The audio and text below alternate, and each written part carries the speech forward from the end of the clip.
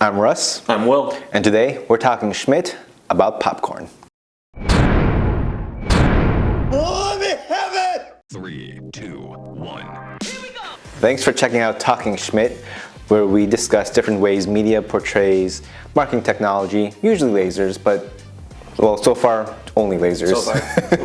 Well, one of these days we'll talk about pin marking and other things. But for now, we're talking about lasers in the movie Real Genius.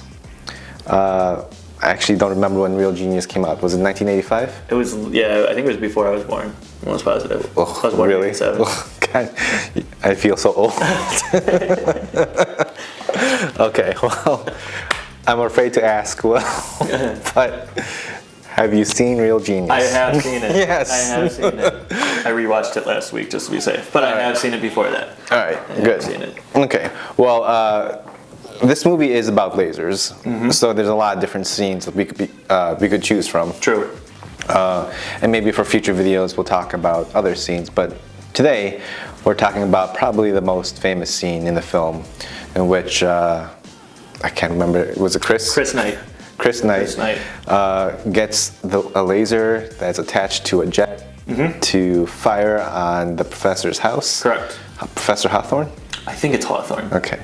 And basically cook a bunch of popcorn.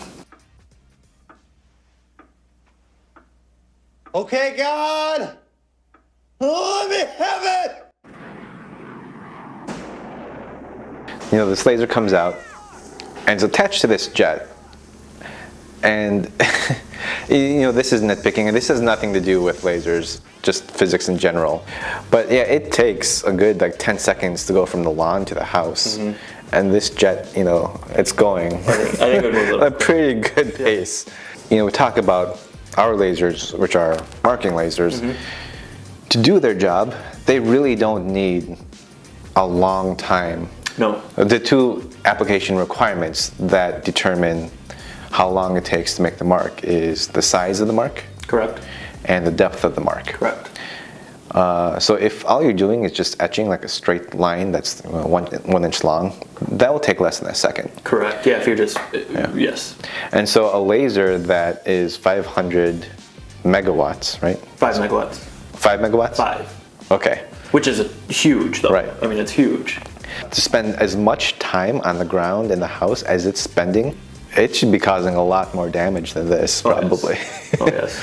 The laser goes from, I don't know if this is asphalt or what, but it goes from this driveway, and then it hits the wood and the fence, and then it hits the grass, and then the wood, and then it hits the glass.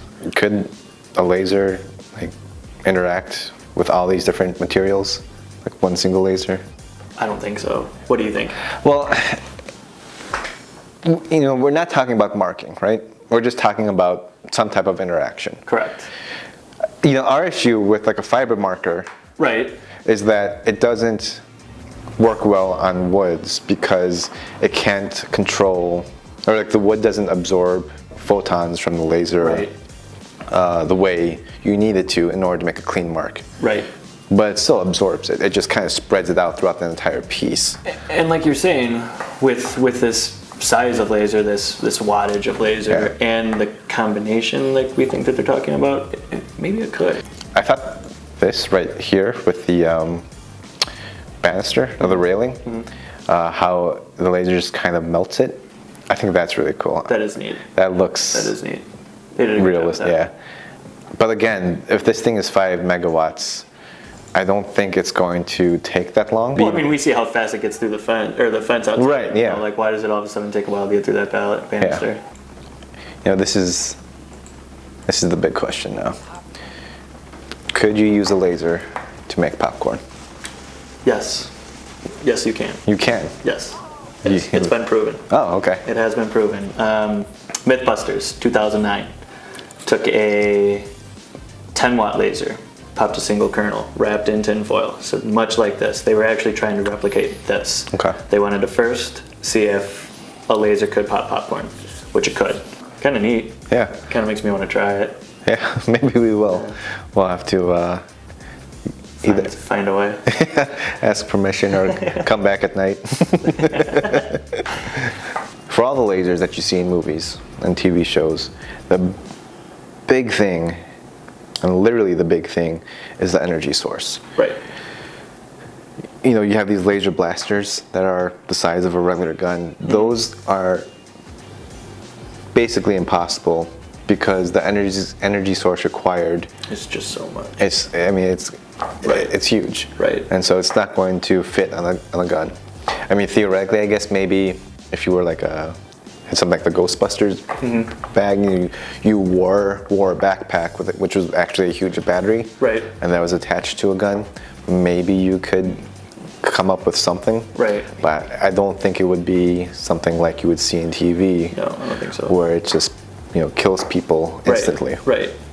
And so along those same lines, getting a laser this powerful and a laser source this powerful onto an airplane, I don't think it's going to happen, right? I think you'd have to have it like a football field. I mean, it'd have to be giant.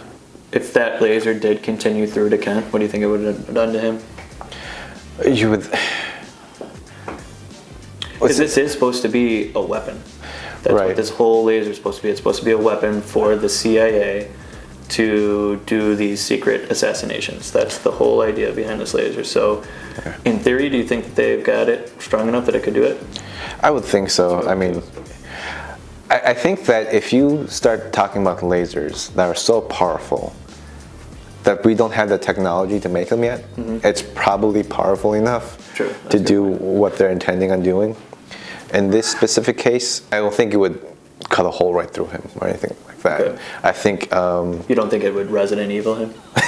No, I don't. Would he die? I mean, obviously it depends on how long the laser will be focused on him, but I think that if he didn't die, he might wish that he had. Yes, all right. Yep. Because third-degree burns is probably best case scenario. Yeah, I mean, you start talking about the organs getting damaged, and I mean, especially with that strong of a laser. Yeah, you're probably right. Yeah, and it probably wouldn't take long. Okay, well, on that cheery note. What a grim way to end it.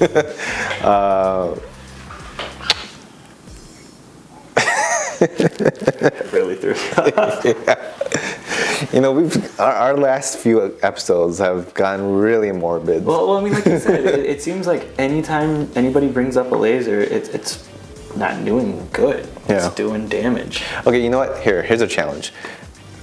Anyone out there that's watching this video, if you can find us a movie or a TV show or comic book, anything that uses lasers in a non-violent, destructive manner, let us know what it is and we'll do a video on it. We appreciate it if you gave us a like, subscribe to our videos for more content just like this. Thanks again for watching. I'm Russ. I'm Will. We'll see you next time.